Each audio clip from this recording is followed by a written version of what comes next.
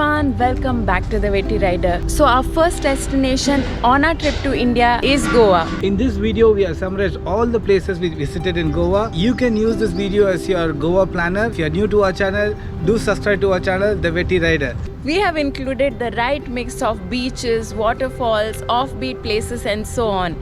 If you all watch this video, we assure that you don't have to search every time on places to visit in Goa. This video will do the job for you. We are starting the reference location for video as Panjim because people want to explore North Goa, they reach Panjim. But in case if you want to explore South Goa, you can choose either Vasco or Margao. So why we prefer this base location as Margao, Panjim, Vasco? Because to explore the places in Goa, rather going in public transport, we prefer to go in the hired vehicle like either a scooty or a bike or a car based on your convenience. So in this base location, it will be easy for you to get the vehicle. Since we are starting from Panjim, you should not miss to explore Fontainhas. It's a Latin quarter of Goa with colorful streets like these. Trust us, it's always like this. Some photo enthusiast would try to shoot this place or pose for one.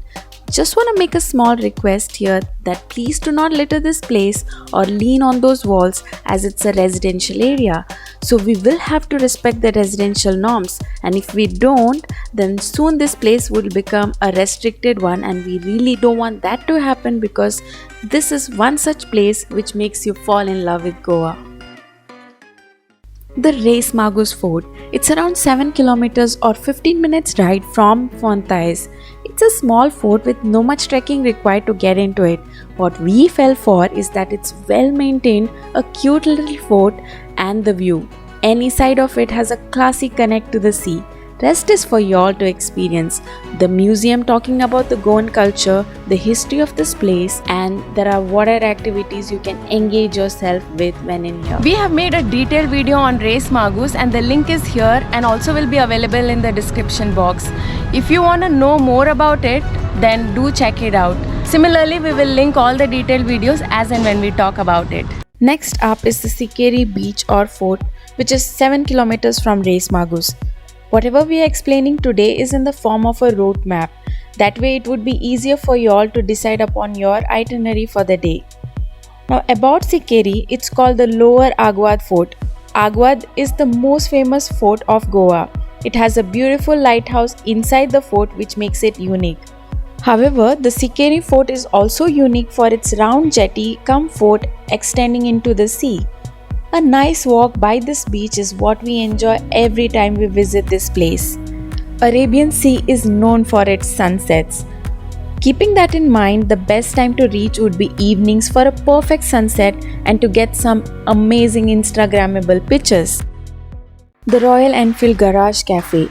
10 kilometers away from Sinquerim, this place is mainly for motorcycle lovers. No matter if you own a Royal Enfield or not, you can always visit this place for its unique ambience which is so very motorcycle themed. Apart from the food, drinks and the setup, they have a museum on the premises with lots of crazily modified RE motorcycles, may it be an Interceptor or a Continental GT, a Classic or a Himalayan. Parra, the famous coconut tree road. It might seem to be just a road, however the vibe it offers is really refreshing. It gained its much deserved importance after the movie Dear Zindagi, where you can see Alia Bhatt running across this road after she gains her mental peace.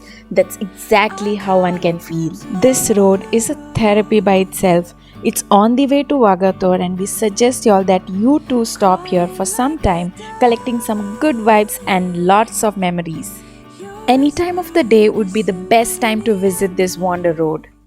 Vagator, 7 kilometers from Parra, Vagator is one of the most happening places where night parties are amongst the best, and that is why we could not avoid it from adding it to the list. Even if it is any event like the Riders Mania, food festival, it happens around Vagator. There is this little Vagator which is considerably less crowded and many restaurant or pub options are also available. Overall, a great place to hang out with friends and like-minded crowd. Chapora Fort. From Vagator, it's just 3 kilometers away. A fort with good history and a mind-blowing view. The best time to visit would be early mornings and late evenings because the fort is widely exposed to sun. You can shop for souvenirs for your loved ones here. Just a kilometer away is this Chapora Jetty, which you can enjoy for a different experience. We sat here with the other Goans talking about fishing tips. Baga. This place needs no introduction. Everybody knows about it. This place is where you can end your day amidst the endless shacking options to choose from. 8 kilometers from the Chapora Fort, this is the party town of Goa. You can spend your evenings here to learn about the nightlife in Goa. If that is not what you're looking for and want to return to Panjim but still don't want to call it a day, then there is an option for y'all as well. Casinos. You will gain some exclusive experience for sure. While there are too many options to choose from, Deltin Jack, Deltin Royal, Casino Pride and so on. Till this point you can see all the places in a day if you want your day to be jam-packed. But if you have more time, you can even explore these places within 2-3 days leisurely. The route map is linked in the description. It's based on where you're staying and how many days you're staying. So you can plan your trip accordingly. Or shuffle the places according to your convenience. There are various options in North of Goa like Arambol, Mandrem, Morjim, which are less crowded if you're looking for some peaceful beach time. And there are these beaches like Anjuna, Kalangut, Kandolim, Miramar, Dona Paula, which are more commercialized, good for shopping, clubbing, pubbing, shacks and other water activities. With that, the first set of places is over.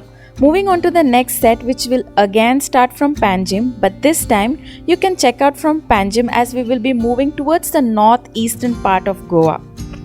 Going by our roadmap, next destination is Dr. Salim Ali Bird Sanctuary.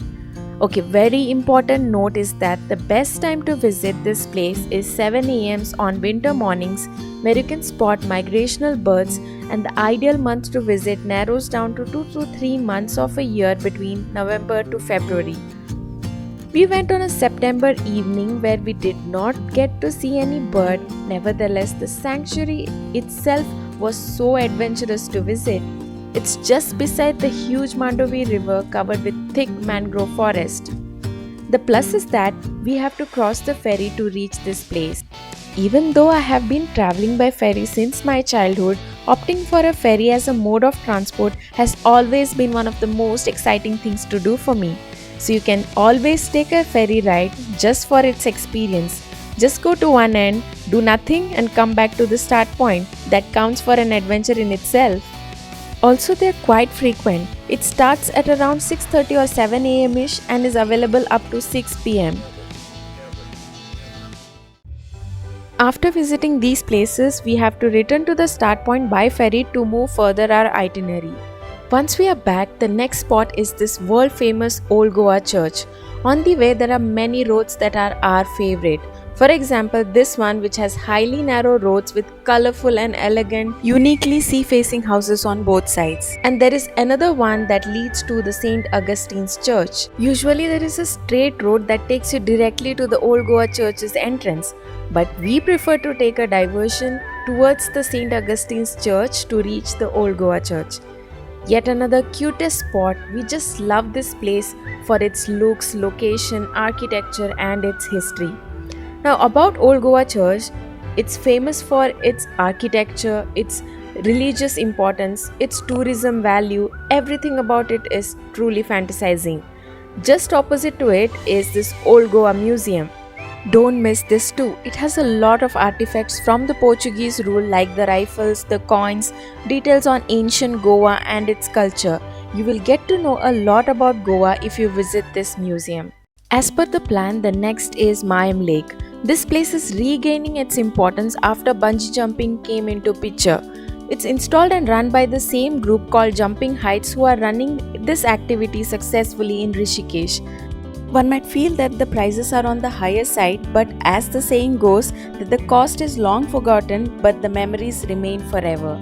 Exclusive monsoon special is this Bicholim Waterfall, which is on your way back. So if you are visiting Goa between June to September, then this place is an add-on. Vitthal Mandir. Not many know that Goa has many beautiful temples with distinct architecture. This is one such temple.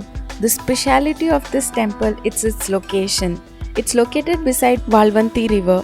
This river never dries up, but during monsoons is when its gushing water will make you stare at its dancing movements and wonder where it's rushing to. Harvalem Waterfalls. This is a place very close to our hearts. We do not have a count on how many times we would have visited this place. We've enjoyed it from different angles, and this place is the most recommended place by us. Though you get to see the waterfalls throughout the year, during monsoons is when you can enjoy it to its 100%. Harvalem Caves is one additional factor for which this place is famous for. It has many interesting stories which you would love to know. Keri River. It's certainly an unknown place. It's on the way to the Keri Footbridge, which is its landmark, so just stop by, sit and relax here before you reach the footbridge. We make sure that we wait at the river, enjoy a good time, click some pictures and then move forward. Keri Footbridge. This is a recent Instagram sensation. The original purpose of this bridge was to transport water to nearby fields and villages. However, now it's non-functional and serves as a tourist spot. Surrounded by coconut trees and huge mountain ranges, this is a never miss place in Goa. Keri or Anjunem Dam. This is more of a restricted place. If you have any plans of visiting this place, then you will have to carry an authority letter from the Panjim office. We have the details in the description. No doubt that this place is gorgeous. However, as it's restricted, it's much more cleaner and well maintained. So please carry your trash bag with you from here, or for that matter from anywhere else as well. Tambdi Surla. This is an ancient temple unique in its looks. The combination of green mountain backdrop and a temple with dark stoned architecture is what makes this attractive and special. There is this Tambdi Surla waterfalls nearby. If you want to trek, then you need a separate day just for the trek. You can book your stay in Mayem, from where you can find many groups who can arrange the treks for you. If you're staying in Mayem, then you can plan a trek to Dudhsagar. But again, you'll have to dedicate the entire day for the trek. Since we are talking about this, our next destination is Dudhsagar. There are two options available to reach Dudhsagar. One is that you can trek till the falls, which is around 22 kilometers to and fro, or from October to June there are jeeps available which can take you till the falls. Note that this place is closed during monsoons for safety reasons. The height from which the water falls is the biggest reason why Dudhsagar is the best and well known and becomes the must visit place in Goa. Meanwhile, let's talk about some food options available in Goa. For that, you can stop at any local restaurant because that is where you can try the authentic Goan cuisine. Personally, I love pav bhaji, poli bhaji, mirchi pav, vada pav, rasa omelette for breakfast. For lunch, nothing other than a fish thali. Rice, shells, prawns, kismoor, Sol Kadhi, all that is my favorite. For evening snacking, there are a lot of food trucks available, which is the street food where you can find cutlet pav, shawarma, meat chops or cutlets and so on. The options are endless. At night, my favorite is pav and chicken shakuti. Also, the Goan specials are cashews, bebinka, dodol, fenny, which you can take back home to carry forward the taste of Goa for few more days. So with that, the second set of places is also over. At this time, you can check out from Mayem as we will be moving towards the southern part of Goa. So for the city access, you can stay in South Goa and Magos. But according to our plan, we will be moving towards the southernmost part, exploring all the places on the way. Old Boreham Bridge. We cannot say that this is a hidden place, but is certainly a less known place. A little risky if you don't take precautions as it is a broken bridge. If you are locating this place on maps, then specify exclusively as Old Boreham Bridge as there is a new Boreham Bridge too. More than tourists, one can find the localites fishing here. Raknak River. Not many know about this place. It's on the way to the Buddha statue, which we are going to talk about next. It's like you take a deviation towards a paradise, a village which is alongside the huge river and a church to add to its beauty. The Buddha statue. You can start seeing the Buddha statue from a far distance, looking like a white speck on a huge mountain top. It has a good stretch of off-road to reach the uphill. People who love trekking will also enjoy this place. Overall, a great experience and a breathtaking view of the surroundings. Cabo-de-Rama, the beautiful cliff beach of Goa. Watching the sun set slowly from a height, sitting on the edge of the cliff, witnessing all the radiant color transformation is our favorite over here. There is a huge fort that must be visited for sure. It will take an easy 3 to 4 hours to complete the entire fort tour. Also, you have a way to get down from the other side of the fort to reach the sea, whose shore is covered with black pebbles. We go here especially to click some nice silhouette pictures.